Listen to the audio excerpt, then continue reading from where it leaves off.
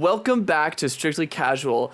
I'm James Walmer with Ryder Maldonado and Vincent DeSantis. We are so excited to be talking about the breakout hit Max show, The Pitt. Here we foster stimulating conversation about cherished video games and movies, and we talk about the stories that shaped us. We strive to connect with enthusiasts and you all listening to celebrate the significance of storytelling. Also going on Strictly Casual right now, we got some live streams we just did just yesterday. Vincent and I, maybe yesterday, depending on when this podcast goes live. It was yesterday as of recording, probably the weekend prior to the episode going Probably live. the weekend prior. So if you're listening to this during the week, last weekend we did a marathon live stream from the reveal gameplay announcements. We also did the Switch 2 announcement live stream, and our last podcasts were Why We Play Video Games and the Mickey 17 review podcast. Those are all for you guys to catch up on. We hope you enjoy. Yeah, and just the podcasts are all on audio platforms too, and YouTube, so you can choose. And now we have video on Spotify, so if that's kind of your vibe as well. I'm so excited that we're here today, guys. We're talking about The Pitt, a show that we'll get into kind of how we heard about The Pitt and our ideas going into it. But if you don't know, The Pitt is the latest show from veteran director and showrunner Scott Gemmell, best known for ER, starring Noah Weil, and follows healthcare professionals in a Pittsburgh hospital as they juggle personal crises, workplace politics, and the emotional toll of treating critically ill patients, revealing the resilience required in their noble calling, which is such an epic kind of synopsis of this show brought to you by IMDb. Yeah. But here's where the show gets really unique, okay? Each episode is 1 hour of the shift here, and the entire season takes place over one complete shift. So it's 15 hours, which is a 15-hour shift in The Pitt. Now, and episodes are 50 minutes around that, give or take. Some are 45, some are an hour. Yeah. So it's like a 15-hour show, basically, with the 15-hour shift. It's crazy. Before we get further, if you don't know, if this is your first time kind of listening to this podcast, we are going to go into all the story beats of this show. It's going to be fully spoiled, I guess. So if you haven't watched the show, I'd highly recommend that you go watch the show and then come back and listen to this afterwards. Okay. Now, I want to throw it to Ryder. How did you hear about this show? Well, I gotta say, the power of spoken word. You know, if it's anything, this show has marketing in the spoken word and social media because it's from you guys. Y'all are telling me about The Pitt. Vince was telling me, hey, man, you guys gotta check out the show, The Pitt. Of course, I'm on Max all the time, so I see the cover. And being one that's not into medical dramas, I was like, oh, okay, it's just kind of another medical drama. How wrong was I? Oh, because getting into the show, I think off the first episode, you know, you're seeing the pacing, and I think it works so well with this type of environment. The pacing is very crazy because it's nonstop, and so that's how I got into the show. You know, being hooked on it. But yeah, hearing about it from everybody on social media, it really blew up with memes and kind of talking about people's favorite moments from the show. And I think that's what was really cool about this, is that the success of it is because of spoken word and hearing about it at work, hearing about it from other friends, and everyone's recommending The Pitt. So yeah, that's pretty much how I heard about it, and I'd love to get into later on. No, I think you nailed something right there. Is the word of mouth show kind of thing doesn't come around all that often. Like a show that blows up strictly off word of mouth. Yeah. It's either super hyped when it comes out already, and it already explodes from episode 1 kind of thing. I didn't even know this show existed until my girlfriend wanted to watch it, and I was like, okay, I guess I'll give it a shot. But looking at the stats that were revealed kind of after the show finished, is that every episode increased viewership, meaning that it didn't crazy. Peak episode 1 with pure excitement and then just have loyal fans kind of watching it or anything. It was a 10 million weekly average or something. This is crazy for a show like this. That's crazy. Pretty exciting. Now, James, set the stage for us. What is The Pitt about? Okay, so The Pitt is a story that starts off with Dr. Robbie Rabinovich, played by Noah Weil. Yeah. While relieving the night shift, we realize that today is the anniversary of the death of Robbie's good friend, doctor, mentor. Yeah. And so today is really rough for him at the start. So his mentor died during COVID, and some sort of event that he takes a lot of personal responsibility for. He's still dealing with that death very heavily. And then once the night shift is relieved, we start to meet the characters for the majority of the season. On top of the regularly scheduled doctors, we also have 4 med students / student doctors at their first shift in the Pittsburgh emergency room, aka the Pitt. And so we come in fresh faces. Yep. And the rest kind of unfolds before us. Yeah. As a kind of plot device too, these student doctors are also what the audience can latch onto, because all of the other doctors are here every day. So it's just like, another day in the office per se. But these student doctors are learning everything as you go, which is perfect for someone like us who are watching these people for the first time that are supposed to be experts in what they're doing, So we're learning along with the student people, which is really cool. I think that's an easy way to jump into this world. Yeah. Pretty cool. I do want to say one quick thing that was revealed, just a little tidbit that I thought was cool. This is what I took from it and why they call it the Pit. The crazy thing about this show is that it is crazy cases. It's more critical injuries because it's the emergency, and it's people that come in from an ambulance, critical cases. While you have a normal hospital. Emergency room. Yeah, it's the emergency room while you have pediatrics and like regular surgery and less serious cases upstairs, or more serious things, but kind of bigger surgery. Maybe they're more stable. More stable, yeah. Downstairs, kind of the basement is where this, crazy outlandish things happen that need critical care, critical attention, and it's kind of the basement. It's always flooded. And it's always flooded, yeah. It's always flooded, not in terms of water, but there's always too many people always waiting in the waiting room, trying to be seen. So which is a big part show. Right. A big part of this show is managing the patient intake. When we meet the character Gloria, who is the sort of hospital administrator, it's this whole conflict with Robbie because she is all about improving hospital satisfaction and patient satisfaction scores, and Dr. Robbie very much brings to this, like, we need just more beds. We need be able to intake more nurses, clients. more beds. Right, we need more nurses and more beds to be able to intake more and more people coming who need care. And so that's a very big theme throughout the show, is this like efficiency versus like patient care and like taking your time. And we'll talk a little bit more about that later through the character of Dr. Mohan, especially. Totally. Which is, kind of going over the characters. There's a million places we could start here. There's tons of cases that happen through the 15 episodes of patients that they treat and stuff. And there's obviously a few standouts to talk about. There's a couple storylines, like character storylines to talk about as well. But Ryder, you talked about this earlier, just like asking us who our favorite characters were. So, yeah. Did you have a favorite character? Yeah, for me, it had to have been Dr. King, who was... Let me ask you real quick, like, was Dr. King, who is played by Bryan Cranston's daughter, but that was a big surprise for me, Taylor Dearden. That's yeah, pretty wild. Once I found that, of course, I looked up the cast during the show. Once I found that, I was like, oh yeah, I could see the resemblance. Pretty cool. She's risen as one of my favorite Nepo babies now. Yeah, right. Yeah. Yeah. Was she a resident or was she a student doctor as well? Because I was kind of confused because I know there was kind of like maybe she's an MS3, I think. So medical student year 3.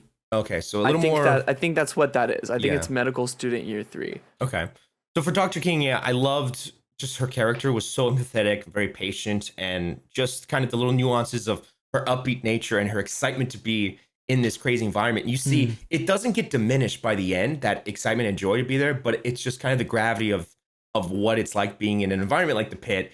It took a toll on her, and she was still strong throughout it all. Of course, she had support from Dr. Robbie, but I think just showing the little breakdowns and Langden. Yeah, there's so many. Yeah, there's so many that I would love to talk about. But with Dr. King, again, there's so many little moments where you see how she cares about her patients in a more direct way. She takes the time to kind of talk and learn. She was very she has a sister that was, I believe, on the spectrum a little bit, right? Is that she was autistic. Okay. So she has this nature where she has experience in her family on how to have particular care. So when there was, I think, an autistic patient, she was like, while other doctors were kind of struggling to get at them or to find out information, she was able to be like, no, let me kind of talk. I know how to, conversate with somebody who's maybe on the spectrum and talk to this.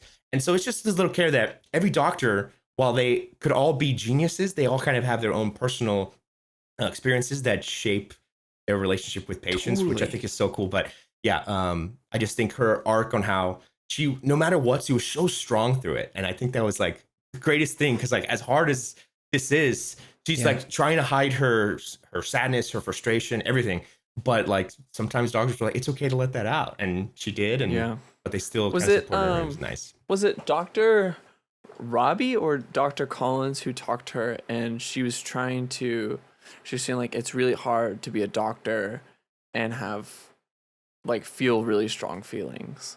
I feel like it must that have been was Collins.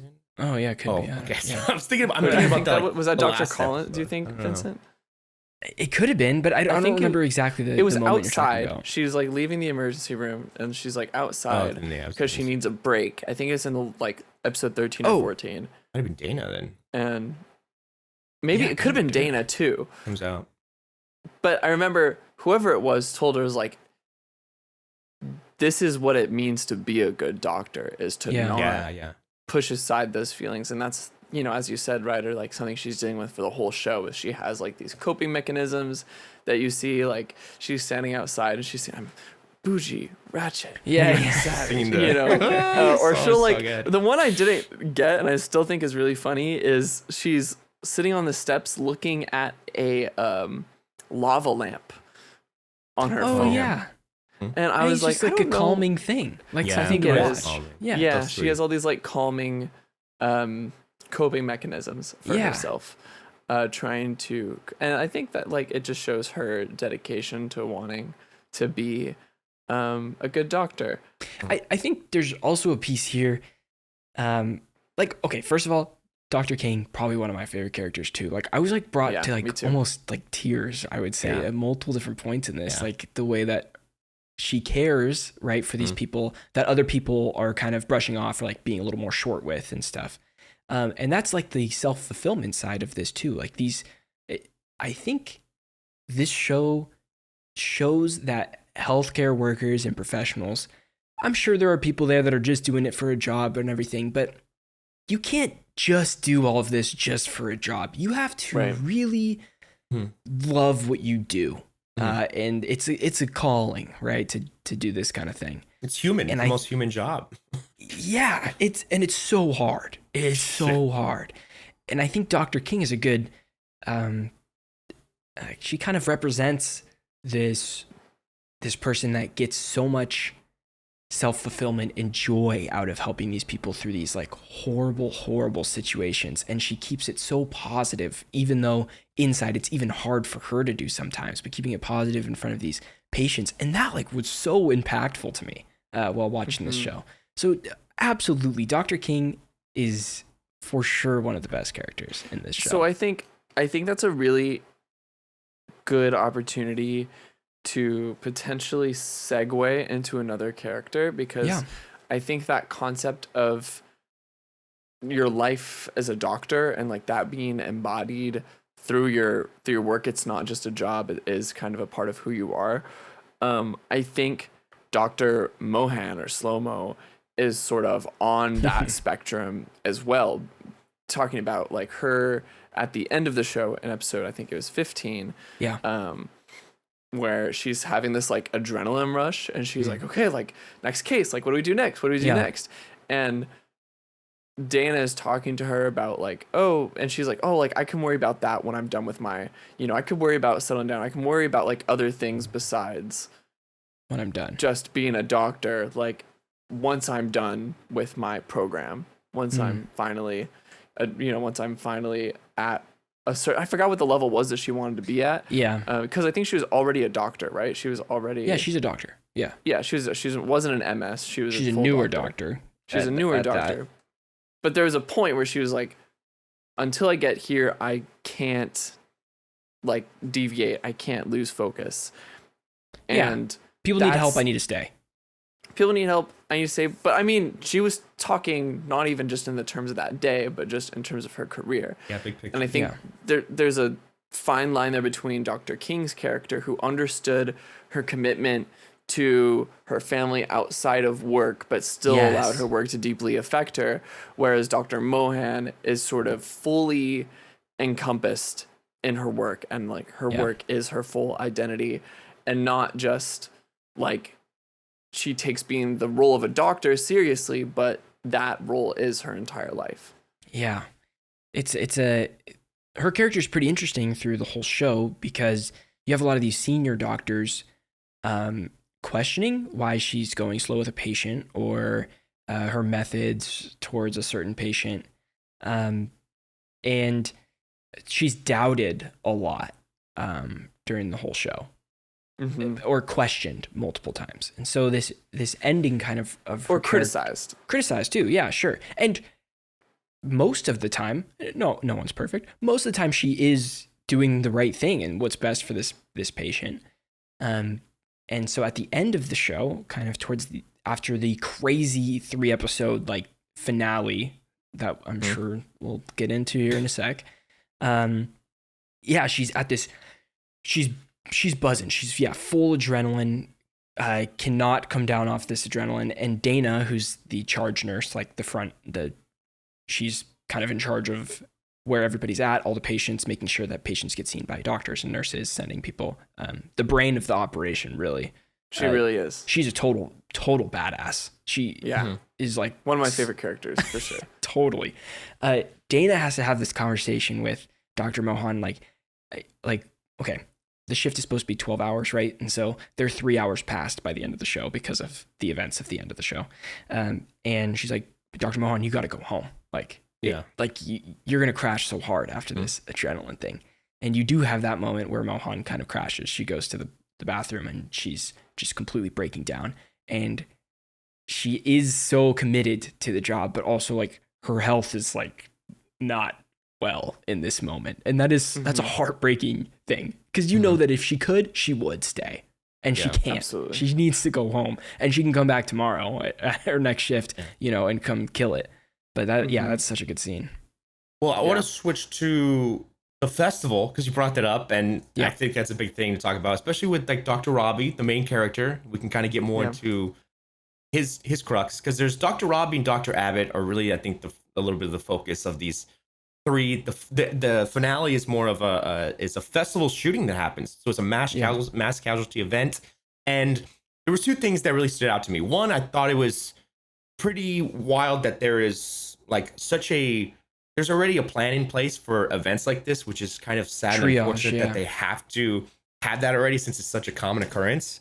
And two, also, it's like incredible that Dr. Abbott and Dr. Robbie, they know how to organize a situation like this so brilliantly. I thought it was just so incredible how, organized it was, and how calm it was, and how, especially during the beginning, the briefing scene. Like, I know you were talking about the directing that, and we can get into, the structure of the episode, but when something like that is like, okay, we're going to have a lot of people coming in, here's how we set it up, here's how we get it ready, and here's how we organize it with the bands and just the organization of it, because it's chaos, it's ultimate chaos, but there's a way to keep it organized, and there's a way to keep it safe, and keep as many people alive as possible, because most of the people, 90% of the people were coming in critical condition, and they saved like 95% of them. Like I think it did. 112, 108 people survived out of 112. Like, that is incredible that they're doing those miracles, like something like that, when something like that happens. So we can get into that, but I also want to mention the breakdown that Dr. Robbie has, because of course he has PTSD from, like we mentioned earlier, from his doctor that died, Dr. Langstrom, that died during COVID. We got to build some more characters before we get into this breakdown. Oh, really? Okay. Well, because I was like, Dr. Robbie's huge. I'm gonna get into it. Yeah. But here's the thing. Like, as much as we talk about, that's the thing that is sticking out to me. The more we talk about this show, is it like, it's a roster of characters. Truly. And it is crazy, and I think a feat of the production itself that all of these characters need their devoted due diligence to talk about. Yeah. Because the show is the characters, and the characters 100%. Are the show. And I think in a show where it moves so quickly, I think it really helps that there is that many characters and that many congruent events, things going on, and people to follow, that every 50-minute episodes feels like it's 30. Oh, I mean, that's the biggest compliment of the show is you sit down and it's over before you before you know it. And you're itching for the next episode because they make you care about these characters so fast. Like so fast. It's insane. Even a couple episodes in. So major characters that we should talk about. I don't know exactly what the best way is to even go through and build them. I don't think we have to go through all of them. I think that there's certain storylines that we should talk about that kind of will lead into this climax that writer's talking about of this breakdown. Of the breakdown. All of the different sides of it. Okay. Yeah. I would say that's kind of like probably the peak of the show, peak of the story of the season, kind of. Yeah. I think we have, or sorry, did you already have a No, I think it's important to talk about Jake in all of this. Jake is huge. Yeah. Jake is really important. For as little screen time as Jake has. Yep, I think he's extremely important. He is extremely important. We have Dr. Whitaker. Yep. Or MS Whitaker. I think we need to talk about Whitaker before. Yep. We got to talk about Whitaker. We got to talk about Dr. Abbott. We got to talk about Dr. Langstrom. Langden? Dr. Langden? Sorry, okay. I looked at Langstrom and I meant Here's Langden. What I think we should do. Let's jump into Langdon first. I think his really important to this whole thing. Langdon is a pretty high-ranking doctor in this pit as well. Okay, he's how would you describe Langdon's character? Dr. Langdon's character is really fucking good at his job. Okay, but he really struggles with the emotional side of being a doctor. I think he's very avoidant about the sort of repercussions. He's so dedicated to getting patients' care as quickly and as efficiently as possible that sometimes he overlooks the humanity of his patients. For example, when certain patients die, Dr. Robbie has everyone take a moment of silence, and he doesn't take that seriously because he is more concerned with moving the patients to the morgue and freeing up the bed for someone else to receive care than to respect the moment of grief or of respect. I'll say that. Right. Yeah, the reveal that happens with Dr. Langdon is such a really well executed one. We can say what it is, by the way. This is full spoilers. Dr. Langdon is caught stealing drugs. There was kind of like a little tease from one of the other doctors. Was it what's her name? Dr. Santos. Santos was kind of on the hey, some of the drugs are being stolen, and we find out that it was Dr. Langdon was kind of taking extra ones because he had like a back procedure or something that was hurting, and he was kind of trying to tamper off his medicine by using extra drugs and using it down. Of course, Dr. Robbie finds out and grills into him. And, of course, anytime you see that, it's like drug addict. It's like, of course he goes, oh, I'm functioning like I'm fine. Yeah. It's just tampering me down. It's like, look, that's a functioning drug addict or whatever. It's like what a drug addict is. Like, I know you're a doctor and I know, but like Dr. Robbie said, he gave reasons why if you wanted to do this, you could have done it with a doctor's supervision. Like there's a way to do it. Primary care with a prescription. Yeah. You don't just kind of do this on your own because on your own accord. That's how you spiral down and get worse into it. And so great seeing Dr. Robbie being a great team leader saying you need to go home. This is it for you. Heartbreaking. You're done. Yeah, it's a heartbreaking scene. Very great delivery. Great scene. Langdon is kind of built through the season as having young kids, like wanting to do fun stuff with his family. He's always talking about this with Dana and stuff. A very sweet person, right? And you don't really expect this coming, but when Santos starts to is a little tone deaf sometimes. Oh yeah, totally. Yeah. I absolutely would agree. When Santos starts picking up on this, Santos is one of the student doctors that comes in for the first day. My gut reaction is just to not believe her and be like really stop digging into this.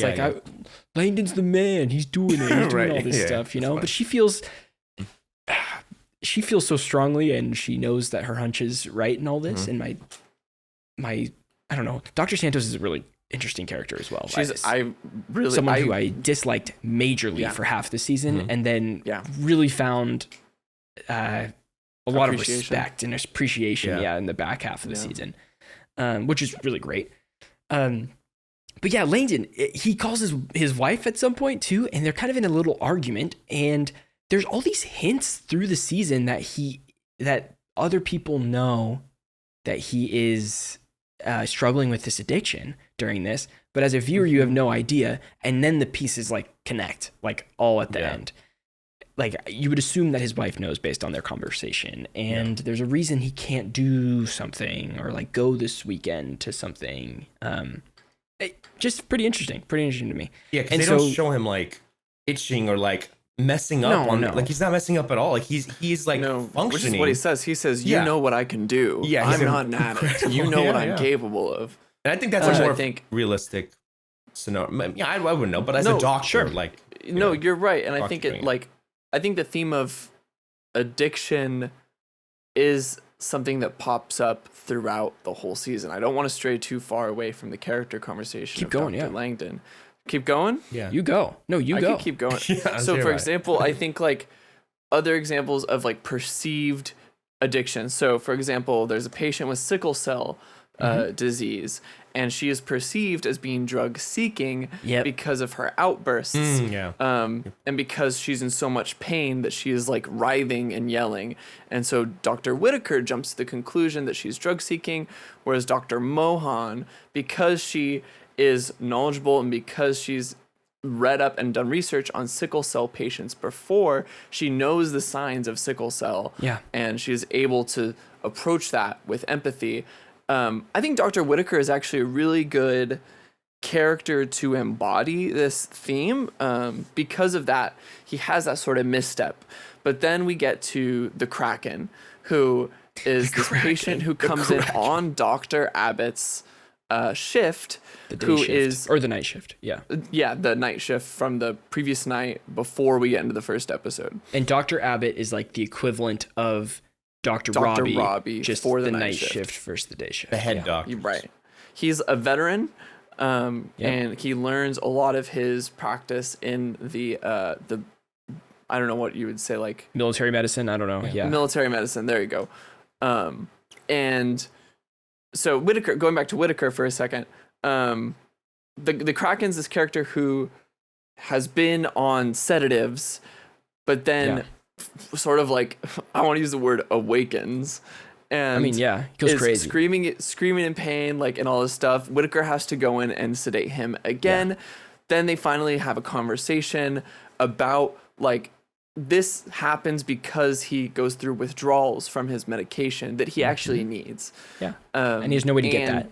There's no way to get it. And so Dr. Whitaker is like, okay, but we can either give you the medicine now, or we can you're going to come back for it, you're going to be in the same situation, where he then learns about this program where they have a team of doctors who can actually go out and deliver the medicine to people on the street who need it on a consistent basis. And that's when Whitaker has a sort of like, I've seen the light moment of like, oh, like, okay, like I kind of get it now. Like I've met this person, I've had this experience, and I want to do something to sort of to be involved in this. I want to help in a way that is not just like judging a patient from their outbursts, but actually like go for the root.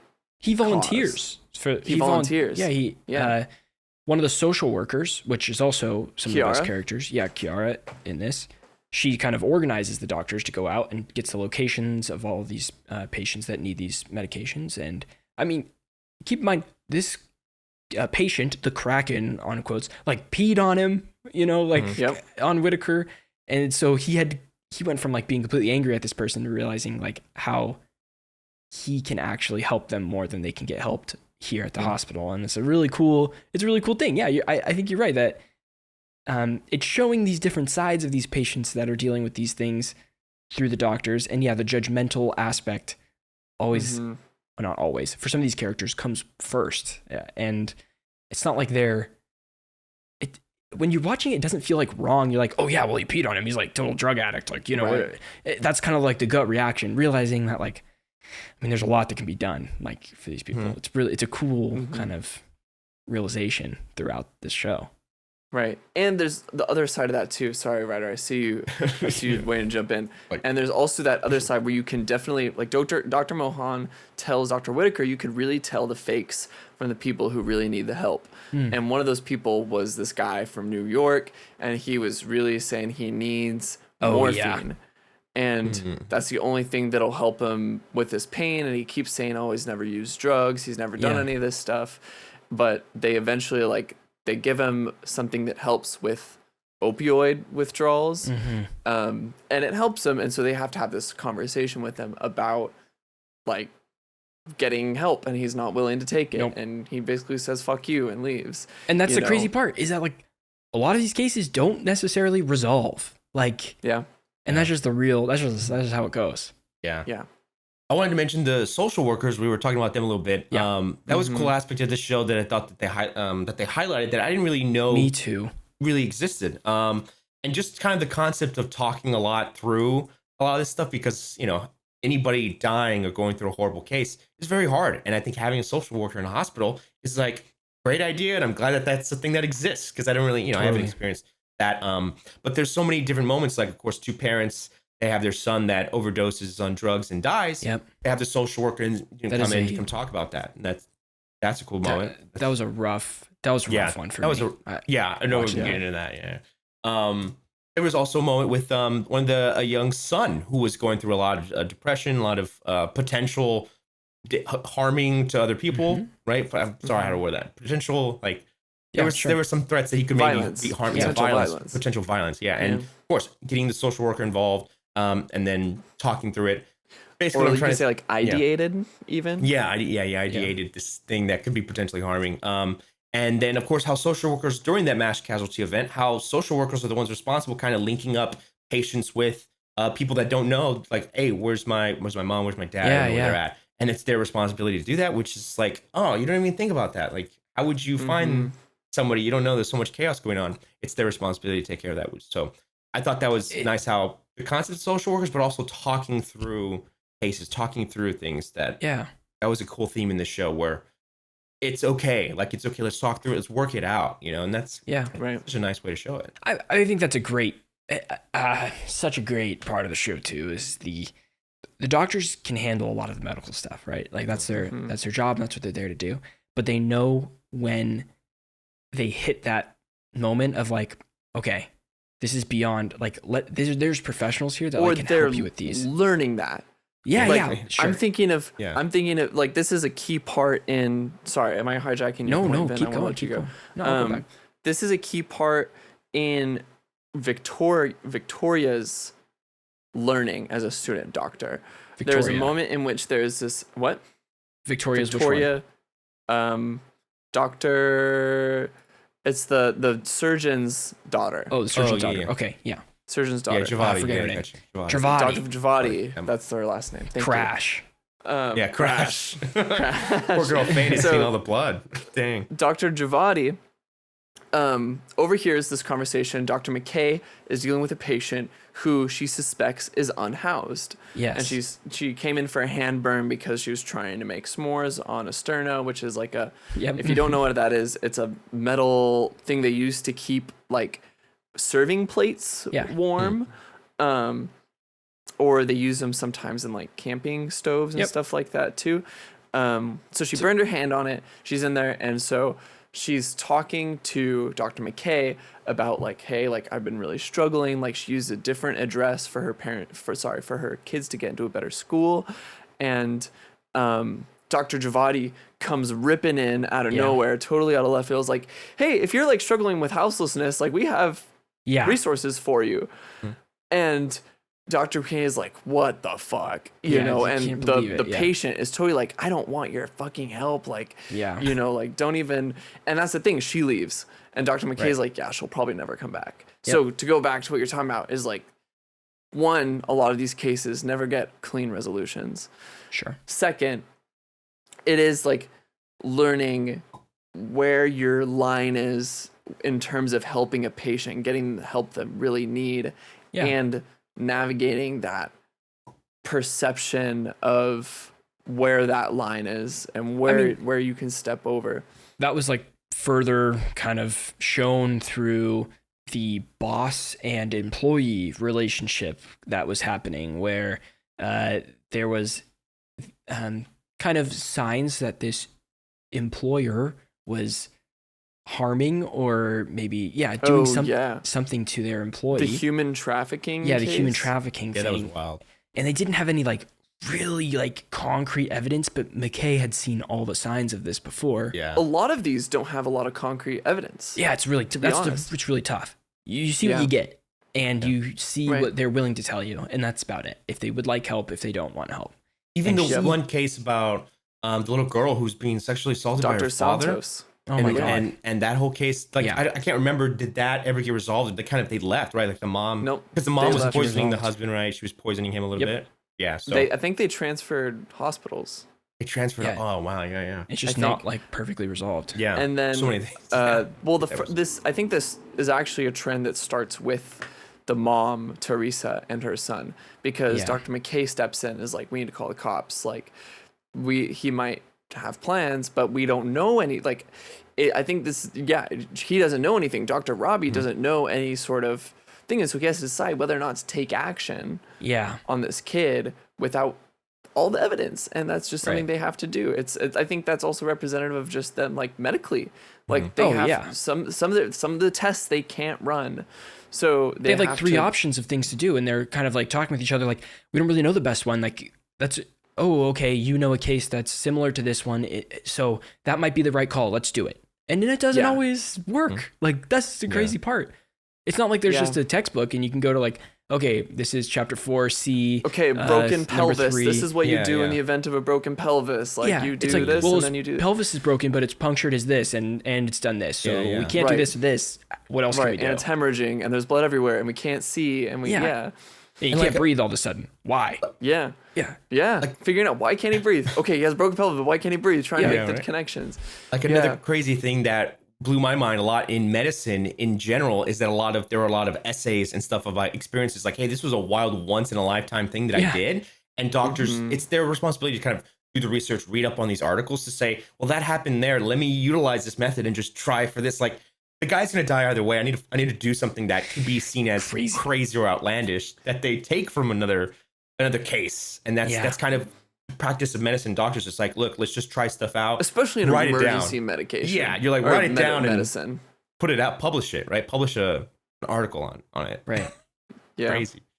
Oh, it's wild. I want to talk a little bit about Jake before we get to this climax here. So Jake is somebody help me with this, because I believe that Jake is the similar son to a stepson. I would say the way I put it together in my mind is that stepson for sure, but Dr. Robbie either like used to date or was just really close with Jake's mother. Yes. Is there any relation to Jake and the doctor that passed that Robbie's dealing with? That's crazy. Think. Or does not Jake... not that we explicitly know. Okay, because we just know that Jake is aware of this because Jake's been in Dr. Robbie's life for and at the hospital he hangs out there a lot. Yeah, he hangs out at the hospital, so he's aware. Know him too. Yeah. Okay, so Jake comes in, and Jake and Robbie were supposed to go to this music festival this weekend, but Pitt Fest. Yeah, of course, Pitt Fest. And Dr. Robbie had to work, so he's like, Jake, just take your girlfriend. Like, take your girlfriend to this. Like, it'll be tons of fun. It'll be great. Gets handed like 3 condoms same day. Hilarious. Just like, real. Everybody's like, oh, Jake, go have fun today. It's like, it's gonna be great. Yeah. And you can also tell that Jake's a little bit worried about Robbie because of the day that it is for the anniversary of his mentor's death, kind of thing. Yep. And so Jake's hanging out there a little bit before, and a lot of the other doctors are talking to Jake like, oh, is Robbie okay? Because Robbie might say something to Jake that he wouldn't say to the other doctors. This is like that stepson, but also friend. Like, you could tell they're real friends from this. But all in all, Jake leaves, and he's gone for a lot of episodes. And then it's it gets revealed that there's a shooting at Pitt Fest, which is shocking. And then it's like, oh my God, there's a shooting, so we're going to have a lot of patients come in. This is the closest hospital. And then 1 second later, you're like, shit, Jake's there with his girlfriend. Jake's at Pitt Fest. Jake's at Pitt Fest. Is he okay? Yeah. And that's where things, that was just the craziest ending to me. Because when you're at one side, you're like, okay, I'm watching a medical show and there's going to be a mass shooting. Like, of course, but it's like not the most unrealistic thing. Like, no, it's just not at all the most unrealistic thing, which is so sad to even think about. But anyways, this is where we get into episode 12. Episode 12 is the start of the triaging of Pitt Fest patients or Pitt Fest people, victims of this shooting. And this triage procedure is they have a bunch of wristbands. This is what Ryder was kind of talking about earlier, where they have a couple doctors outside of the hospital. And when a patient comes in, they have to immediately tag them in a kind of range of how fast they need to be treated, because severity of their injuries. Yeah, severity of injuries, all this stuff. Like, do they need to be treated this very second, or can we have like 10 minutes and then get to them, or 20 minutes and then get to them? And that is such a wild process of slapping the wristbands, getting people on gurneys, getting them in. It's kind of funny. Stuff. Like, I mean, it is just in the middle of it. Like, he is going through, like, takes a look at some, boom, yellow wristband. Yep. Boom, red wristband. Slap. It's funny, but like terrifying. Like at the same time. Yeah. It's. I don't want to. It is a terrifying situation, but the act of slapping on the wristbands on these people is a little funny. Here's where I want to get into a little. Oh, Ryder, go. You want? Pop in. Well, I want to. I mean, maybe this is what you want to say. Well, because at the center of this, I think, is Dr. Robbie and Dr. Abbott, and how they're both kind of team leaders for this. They're both the captains of the ship. Yeah, Abbott gets called back in. This is when he gets called back in, and as the chaos is going, as experienced as all these doctors are, it's what I notice is that Dr. Robbie and Dr. Abbott are essentially the only ones who could really do the most serious of procedures, the most serious of cases, and that they're kind of pulled left and right. They're pulled throughout all this chaos. While all this is going on, a lot of doctors can do everything, but they're kind of like, hey, we need this thing done. We need Dr. Robbie. We? We need Dr. Robbie and Dr. Abbott's approval or help or anything like that. And so they get involved and they're pulled left and right, and they're kind of pulled thin to where Dr. Robbie kind of, he has a breakdown, but I think I'm getting ahead. We have to set this up though, because there's already, what it adds to this is that they are also short-staffed. Yep. Yeah. Because what just happened is, one, Dr. Robbie told off Dr. Langden and told him to go home. Yep. Two, he told Dr. Collins to go home because she just had a miscarriage. Yep. So they're down two big doctors. And Dana was also told to go home, but they are kind of like reeling her back. Yeah. It wasn't in the episode they reeled her back because she was like, I think she chooses to stay. Like, I think it's mostly by her own accord. I think everybody would be totally okay if she left, but she realizes that she's needed, and so she sticks around after getting assaulted by a patient. Yes. Which is wild. I want to talk a little bit about the directing of this episode and the blocking and stuff. Okay. In this show, a lot is going on at the same time. It all takes place in this one area that you get pretty familiar with the layout of, I would say, which is also a strength of the show. It's pretty cool. That you like kind of know where things are going on by the end of the show. It's great. But in this case, you have 100% extra patients now, 300% extra patients everywhere in this hospital. And I was just like taken aback by the directing and blocking of this episode. First of all, the script of this episode 12, they have to hit so many marks in a matter of seconds and minutes.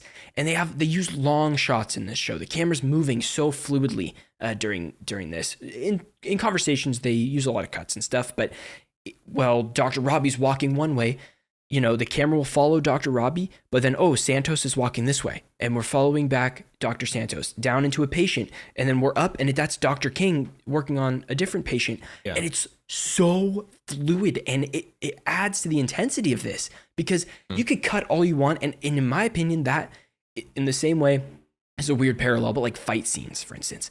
You add too many cuts in a fight scene, you start to lose direction of things. You lose what's actually going on. You lose what's happening, and you're like, oh, well, actually, I don't know if it's just not as intense as it could have been. They use these longer takes so perfectly in this show, and everything. It's still invisible, though. It's so invisible. It's not a long take. Like, I didn't even know when you just mentioned these long takes, I'm like, oh, I guess you're right that it's full of them, and I wasn't even looking for them. Whereas I'm going to compare it to another show, a different show real quick. Yeah.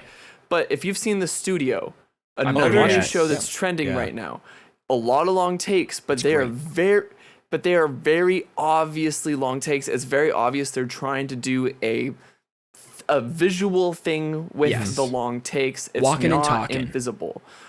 It's walking and talking, or you're starting really, really wide and then you're coming really, really narrow. Mm-hmm. It's very dramatic. Whereas in this, they're more invisible, whereas you don't even really notice because you're caught up in that flow. Yeah, totally. 100%. I feel like it goes into a doctor's responsibility in the mental state, right? Because while a lot's going on, and while they are cutting from case to case, to patient to patient in that room, you kind of have to remember what's going on with that guy. They're like, Dr. Abbott and Dr. Robbie are pulled left everywhere, that they're like, okay, I'm going to start this, but they need me over here. So you continue that and I'll come back to it. And then they're like, hey, we got a GS3 or GSW over here on, left shoulder. And they say all these medical terms that you have to remember what it means, and you're kind of pulled everywhere where you have to go from body to body. Yeah, you got intubate. And you got to go left and right and go everywhere. And that's kind of the doctor's responsibility, is to remember what they're doing and to be everywhere. And I think that's goes hand in hand with the cinematography and how they're editing it, that you're fast-paced everywhere. I did want to talk about the blood, though. Tell me about it. That's a huge thing about that. When something like that happens, you don't realize how important blood is to the human body and to a hospital, that you have to ship it in from other places. But one of the craziest things that I think is so spur of the moment, and maybe like a military medicine type thing that we get from Dr. Abbott, is, F it, let's just get these bags on us. Let's start pulling our blood now. Do we have approval to do this? And they're literally... Well, that was Dr. King's idea first, Dr. King, right? Yeah, okay. They're donating. Can we pull our own blood? They're strapping these bags. They're pulling the needle out. And it's like almost like, I don't remember if it's exactly, but they're literally taking it from them and putting it straight into the person. And Dr. Abbott had one on his leg. Yeah, and they're like, he was going through his doing the triage, he was draining blood. Insane. And then you have Gloria, the office administrator or the hospital administrator. She's like, "Are you donating?" And they don't even answer her. They just keep going. Because you don't want to know. Yeah. At that point, it's not something that's like, of course you have to get checks to check if your blood has any HIV or any medical sin. But at that point, it's like, look, those worries kind of outweigh when they're going to die. They need the blood. Right, so it's like, that's kind of outweigh, which is another thing that I think is great about this show, is that there's a lot of cases that are so severe that procedure, I think someone said it, maybe it was Dr. Abbott, that like the person's individual case outweighs normal procedure. Like even if they have a heart problem and the procedure for that heart problem is like, no, but this guy's so specific that we need to do what's right for him, not what the procedure says. That was the surgeon. He goes at odds with some of the... That was the surgeon from the OR who came down and said that. Her name was... I had the name. Yeah, she was only in the last couple episodes. She was intense. She was very intense. Yeah, kind of nuts. It's hard to find her. Well, you find it. Talking through this, the shooting at Pitt Fest, right? In this episode, we get Jake and his girlfriend coming in from Pitt Fest, and Jake has been shot in the leg. I don't quite remember. I think it's the leg. Yeah, minor wound. But his girlfriend was shot in the chest, I believe. Yeah, she was like shot right in the chest. Right in the chest. Horrible. So they're able to patch Jake up pretty quickly and get him off to the side. But his girlfriend is in extremely critical condition. Like they are going to have to do everything they possibly can on this person, to a point where Dr. Robbie is ignoring other patients to get to like just have care for Jake's girlfriend, knowing how much important it is to Jake, right? We have lost a couple patients today on this season. Yeah. And that is weighing on Robbie just because it's reminding him of his mentor's death. And it's never easy to lose a patient. You know, even the old man at the beginning with his, and then you have the brother and sister, like his son and daughter, like figuring out when to kind of let him go, even though he's almost dead. That was like so sad. So all of this has built up. He's determined to not lose Jake's girlfriend. And then what happens? This is what I wanted to talk about with Abbott and Robbie, is because the brilliant thing about a doctor is that while it is so, you know, you're trying to save a human life, when it becomes personal, when there's a connection, that's what's hard. Robbie's there taking care of this patient and doing everything he can, almost to a nature that's like, you know, you wouldn't do this on a normal patient. Or Abbott's, they're kind of, I mean, again, to the directing, it's like, and the acting too, is he's talking to him, he's like, come on, man, like, you know, but in a very nurturing, like compassionate way, like, hey, how we feeling? How we doing? Like, are you good? Like, there's some other patients here. You okay, Robbie? Yeah. And even if he might know that that's someone he knows, it's so crazy that as a doctor, it's like, he's going in, he's trying to do CPR. They're giving so much blood. They're doing all that they can. Too much blood. To a maximum capacity. Blood. Yeah. Yeah, they're doing to maximum capacity. And you see Robbie start to break down. And you see him knowing that he's not going to be able to save this patient. And Abbott's still there telling him, like, buddy, like, we gotta go. I know this sucks, but we gotta go. We gotta kind of, the ball's still rolling. And that's such a great leader mentality that I think is so incredible. Yeah. You know, captain mentality, that he's being compassionate to his other doctor, but it's like, you know, you're needed elsewhere. You're losing other lives by spending so much time on this life that's gone, which is so, it's so rough. That other surgeon, her name is Dr. Emery Walsh, played by Tedra Millan, or Milan. Gotcha. Yeah, she's great at odds with Dr. Abbott, because while she's thinking on, hey, we can't put them in surgery unless there's a heartbeat, or like if there's oxygen level to their brain, like there's certain procedures, there's certain standards that the human has to have before they can just take them up to OR. And that's even, she was telling that to Robbie. It's like, he's like, look, I feel kind of a heartbeat. Can we take her up? It's like, no, like, I'm not feeling it. So, like, there's heartbeats here, like, you know, I'm sorry, in the neck, in the wrist. There's carotid. There's one different, on the, that they have to have before they take them up to surgery to try and save their life, because it wouldn't be necessary. If not, they're just dead. Yeah, they're just gone.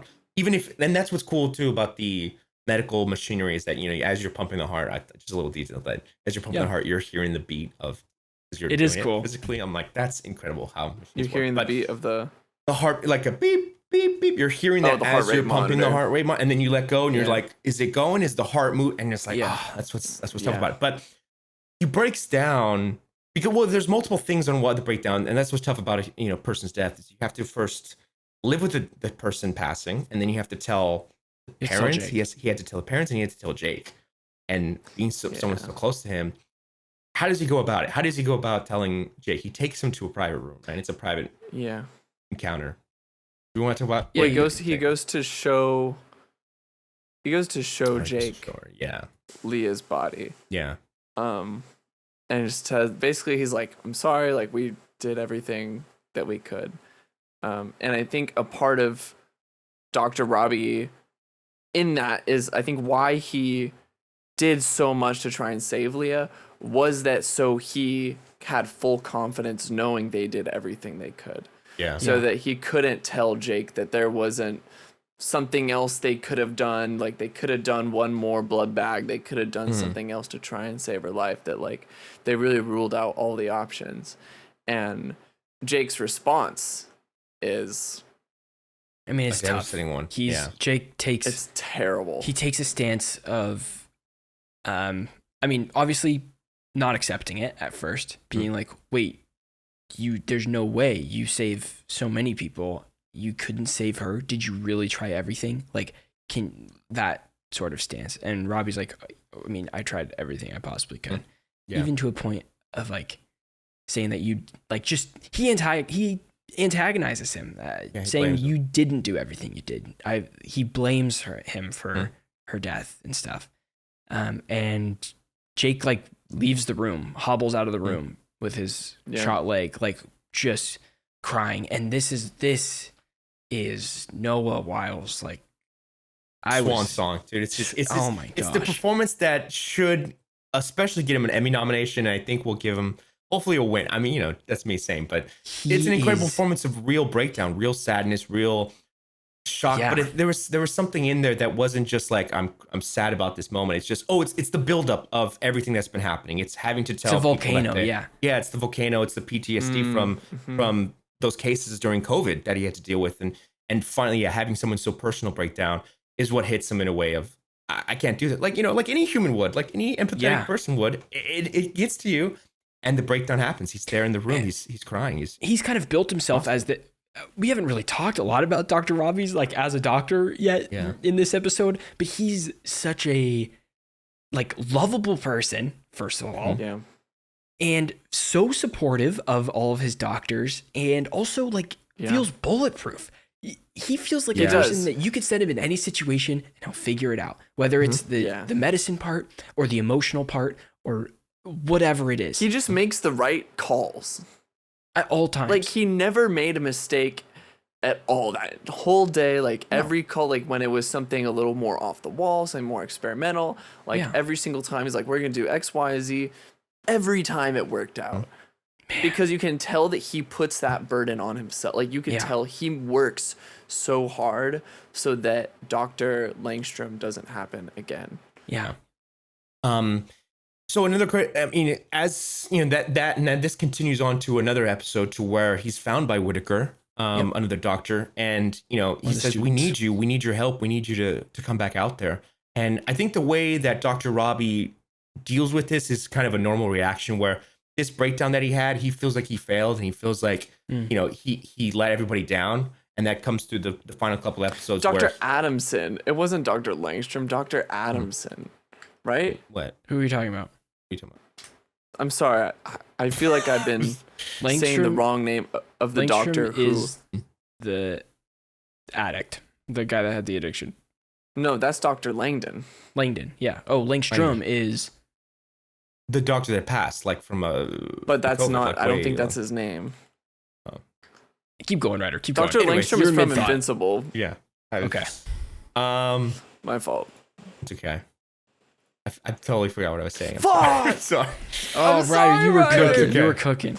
No, God damn it. I'll just start so he breaks down and Whitaker. You were talking about Whitaker. And, so Whitaker finds him. So Whitaker finds him, and the way Dr. Robbie handles his breakdown is so human. It's so like, yes, that's exactly. He doesn't want anybody to find out that he is feeling this way, right? And it even my thoughts are ever. So sorry to jump around when Langden is talking to him about letting him back in. He brings it up like, hey, we heard some people talking about you breaking down. It's like using that against him, but I think he's like he doesn't want anybody to find out because he feels like that's a wrong thing to react, a wrong way to react to a certain. And he needs to maintain that symbol to everybody that like everything's gonna be okay. Like we can do this. Yeah.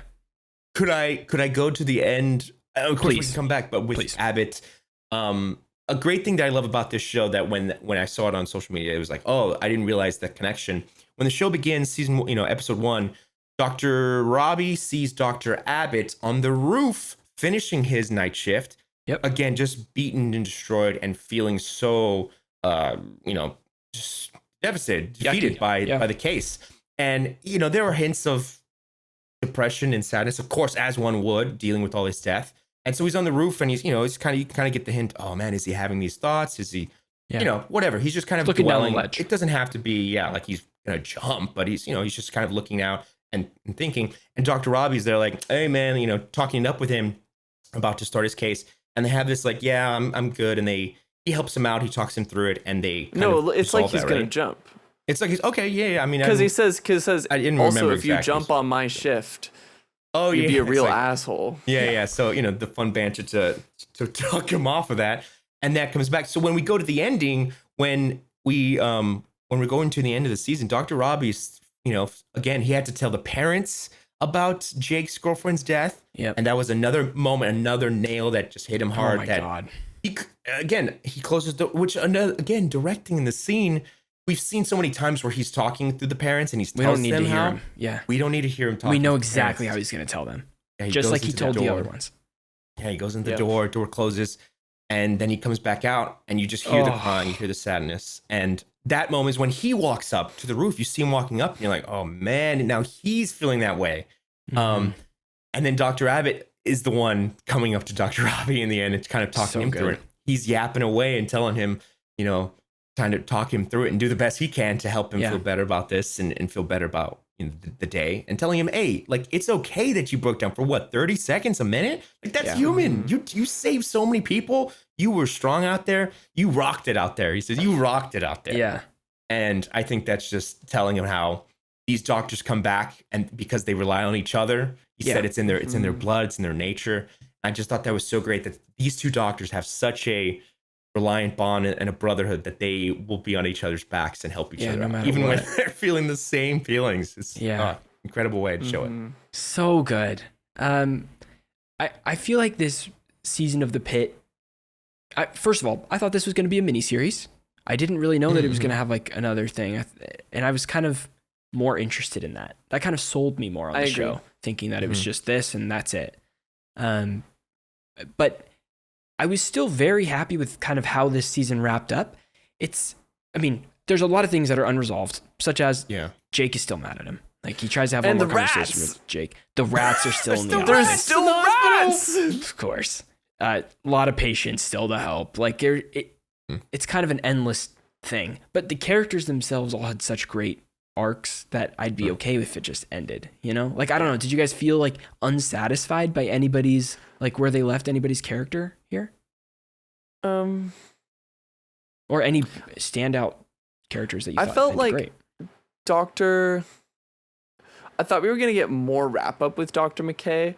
Like, I thought we were going to get a little, because never mind. I can't actually say that. She gets arrested in the last episode. Yeah.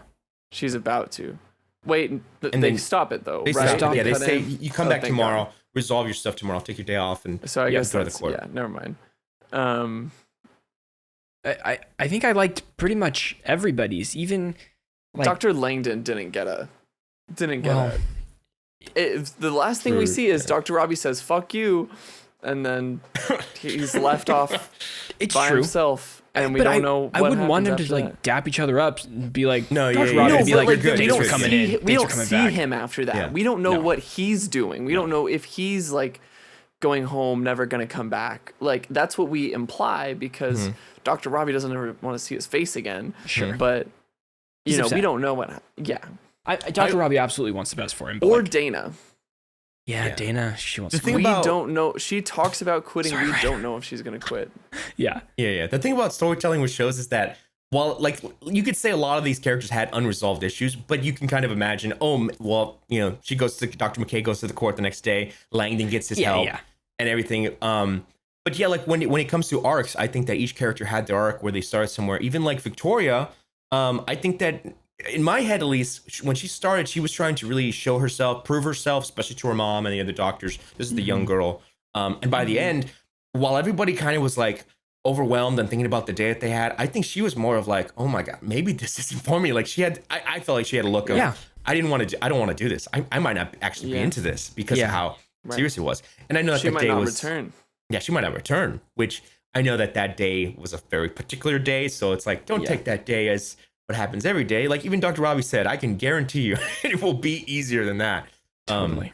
But I think a lot of them had characters, and that Victoria was the one that maybe I would want to see. Will she come back or not? But every other doctor, you could kind of imagine where they go. Maybe. Right? Yeah. I don't know, like, that's a really interesting thing you point out, because also earlier on, she's like, I don't know what I want to do. Like, Dr. Santos is asking her what her focus is or what she is interested. Oh no, Dr. McKay is asking her that, and she like doesn't know it. She's like, I'm just keeping my options open, not leaning towards anything, which makes me think she doesn't actually want to be there. Yeah, but she's good at what she does. For the most part, she is good at what she does. So it's like, it's a tough thing, because you could also read into the character being like, oh well, this is what my mom does, and this is the only thing that she'd kind of be proud of too. Like, if I go into a similar type of field or whatever that looks like. And that's kind of a big theme of hers is, I don't know, being like trying to be herself. Yeah, claiming it as her own thing versus her mom's thing. Yeah, that's interesting. That's an interesting one. Can I talk about one more case that they had in the pit that I thought was pretty interesting? It doesn't really connect with what we're talking about too much, but it was the father-son, and the son gets hit in the head with a baseball. And yes. His eye is like, face is all swollen and stuff. And the only thing the dad can think of is he going to be ready for this weekend's game? Like, it's all that matters. Like his baseball career and all this kind of stuff. Yeah. And that, I mean, it does connect because I feel like it totally connects. It's a mirror.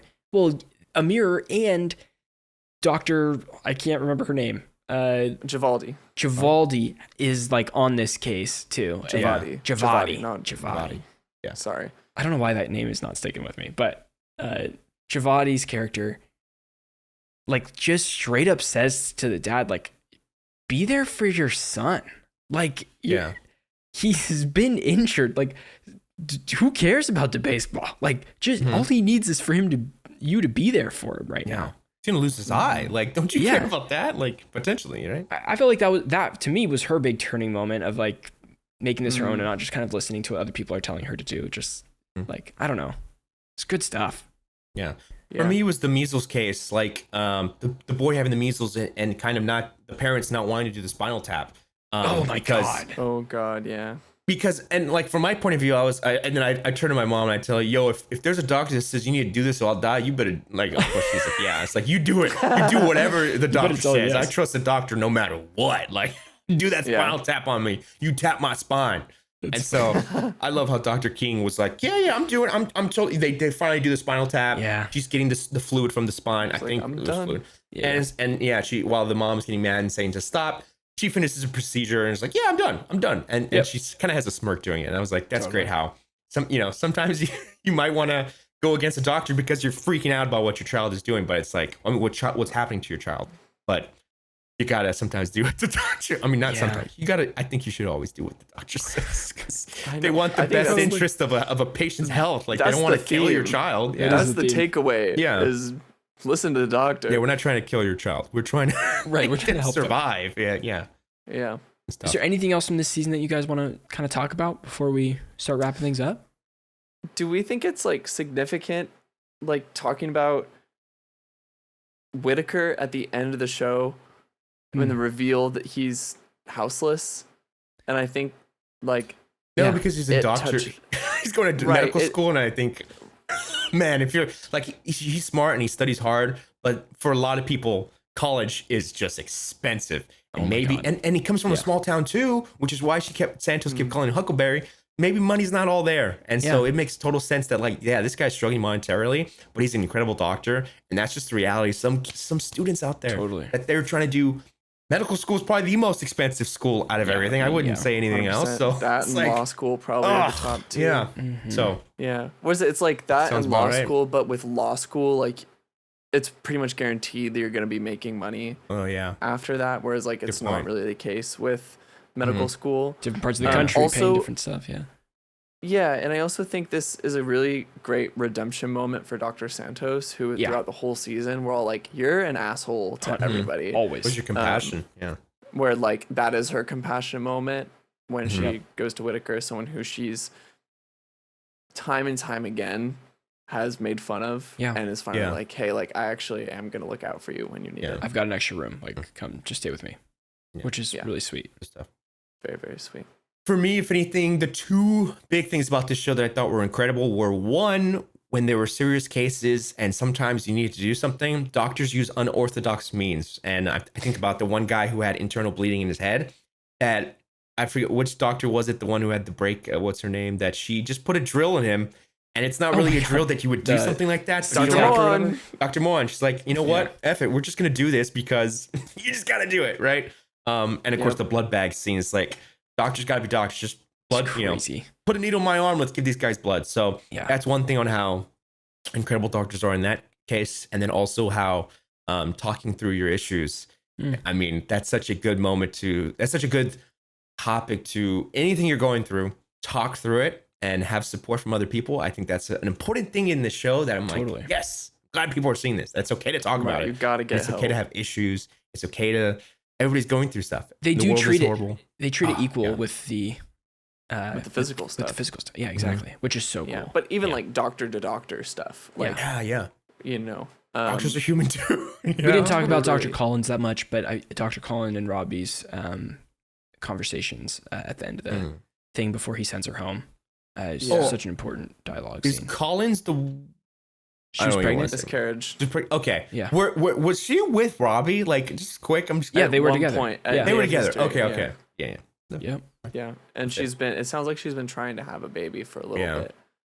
Yeah. She was with somebody else, right? Like that wasn't Robbie's baby, right? No, but she did have a miscarriage with Robbie's baby. This That's is like a multiple okay. miscarriage. That's what I was thinking. Oh, I didn't know that. That miscarriage. I'm pretty sure. Yeah, that's what I was thinking. The miscarriage that she has with someone else, but while they were dating, I think that's kind of like that.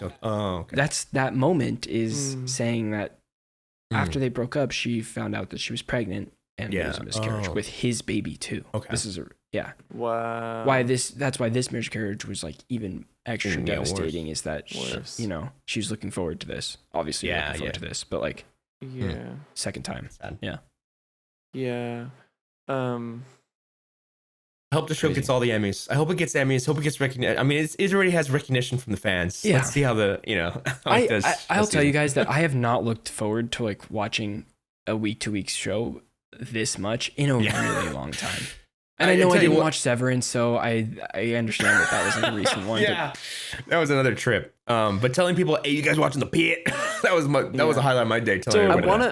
I want to highlight. Sorry, I just want to go back to Dr. Collins for a second because I think it's important to talk about her character outside of her pregnancy. Oh, for sure. And I think her so often was the soft side. Like, I mean, she's a badass, but also when it came to things like talking to Dr. Mohan specifically about her methods, Dr. Robbie was always very critical of the time she was taking, whereas Dr. Collins was on the opposite end, very willing to build her up and encourage her in that right direction. And with the teen pregnancy case, was so willing to advocate for the daughter. And that was also really great of Dr. Robbie to step in and and the surrogate case too. Like there was so many pregnancy cases that she had. Which I think was intentional. About her. You know, you can't. Yeah, there's a reason why she got all the pregnancy cases. Totally. Also, the show is so funny. It is hilarious. It is. It's funny. It is. There's just a very great balance of the drama. Outlandish moments. It has great writing because it can go back and forth effortlessly. You can drop out of a funny conversation and realize like the most serious patient's coming in and they're gonna have to do whatever they can to save them. And this show's like a masterclass in so much things going on and balancing it so well. There's so many cases that are balanced, so many characters with great balance, all in these 15 episodes, which is a lot for a TV show these days. 15 episodes is quite a bit. And they nail it. I don't feel like there's any moment wasted in this show. Every episode is purposeful, meaningful. There's a reason that it was 15, that it's not any less, not any more. It's so well, it has so much care put into it and it's obvious. And you just don't see it all the time. And that's what instantly hooked me to this show. And I mean, is it all right if I, wrapping up? Wrap it up, Ryder. What do we got? Well, I want to. Oh yeah, keep going. Do you want to score it? Do you want to go around and give a personal score of the season? I could. I could. I mean, okay. Do you want to do a 5 out of 10? 8.5. 8.5. I'll go out of 10. 8.5, maybe 9. Easy. Yeah, I'd probably put it around a 9. I'd give it a 9. Yeah, it's damn near perfect. I don't know. Yeah. You could tell me 10 and I wouldn't give you any crap about it. I'd be like, okay, yeah. I mean, there's not much I would change about it. Yeah. Not much at all. But like looking forward, I know you put this here too, and that we've heard they've been talking about season 2 is already going to be coming January 2026, and they want to hopefully do a cadence of releasing this show every year, which is something that was in the plans and something nice to hear. They said it's going to take place on 4th of July, which already gets my head turning with a lot of ideas. Oh my God. I mean, food poisoning, barbecue pits, little, those things that you clean the barbecue pit and you get the little metal stuck in your top. I've heard a lot of those cases. What? That's a case that happens, that they say don't use wire cleaners on barbecue pits, because then when you grill, those little wires get caught in the meat and then you eat that and then there's little metal pieces. That's a common thing that happens. This is a new fear. I've literally never heard of this. Don't use those. They say use a different type of cleaner, because I have heard that. Like not almost the microscopic. steel wire brush. Yeah, don't use steel wire, because that gets in the meat and people have that in their throat and then, like, they eat it. And they have to go to the hosptal, and they're like, actually terrified of that now. Thank you for that. All doctors, they say don't use that. Don't use them. Good to know. I'm gonna be the worst person at every barbecue. Like, are you using wire with that? Or don't use wire. Don't use wire. Don't get in there. Use wire. Or like fireworks. Like, oh man, the amount of cases you can do with fireworks. Dude, Or like a bar fight. I thought about a bar fight. Someone brought this to my attention on Twitter. Is that also 4th of July weekend in Pittsburgh is the biggest furry convention in the United States every year. And the writer, someone had told this to a writer in a Q&A, and they're like, will this be a part of the cases? And he's like, he said, it's not, but now it will be. So we can almost expect something like that. Also, that's such an opportunity in terms of like the climate and the political issues they touch on. I think 4th of July has a lot of room for like nationalism, racism, stuff like that. Good stuff. Gosh. So look forward to that. I'm looking forward to it. Can't wait. Also, excited. The writer said it's also going to coincide with Dr. Langdon's first day back on the floor after recovery. So that shall be interesting as well. That's very exciting. That's fun. Getting backstory and dialogue, like someone should do too much. Yeah, it's gonna be fun. The kids will have the dog for like the dog will be a little more grown up, so we'll be able to like hear more about that. I hope Dana's still there. We didn't talk a lot about Dana, but she was definitely. Yeah. Also, I don't know, Ryder, I know you're watching Daredevil. You know Dana, she's in that Daredevil Born Again season.